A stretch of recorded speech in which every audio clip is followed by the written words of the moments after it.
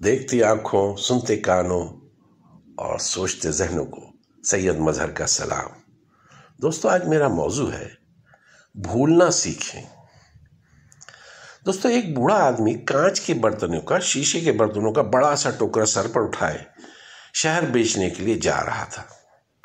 चलते चलते उसे हल्की सी ठोकर लगी तो एक कांच का गिलास टोकरे से फिसलकर नीचे गिर पड़ा और टूट गया। बूढ़ा आदमी अपनी उसी रफ्तार से चलता जा रहा था जैसे कुछ हुआ ही ना हो। मैं उस बूढ़े के पीछे ही चल रहा था। जब मैंने ये देखा तो भागकर बूढ़े के पास पहुंचा और कहा, बाबा जी, आपको शायद पता नहीं चला, पीछे आपका एक बर्तन टोकरे से गिरकर टूट गया है।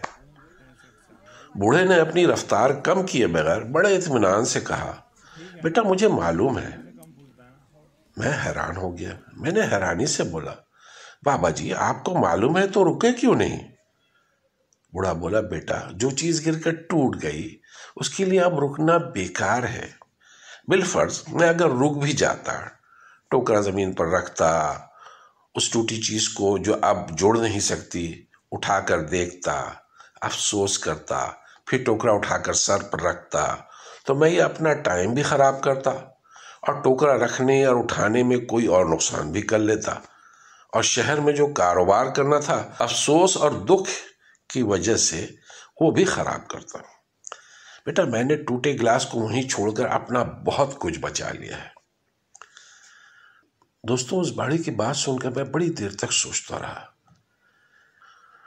दोस्तों, हमारी जिंदगी में कुछ परेशानियां, गलतफहमियां, नुकसानात और मुसीबतें बिल्कुल इसी टूटे गिलास की तरह होती है, जिनको हमें भूल जाना चाहिए, छोड़कर आगे बढ़ जाना चाहिए।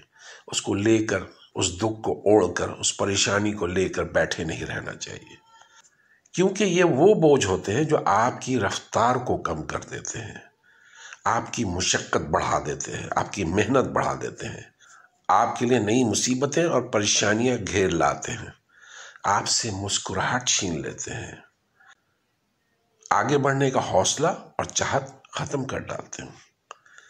इसलिए मैं तो कहता हूं, अपनी परेशानियों, मुसीबतों और नुकसानात को भूलना सीखें और आगे बढ़ जाएं। इसी में हम सब की बेहतरी है। अस्सलाम वालेकुम वरहमतुल्लाहि वबरकातुहू।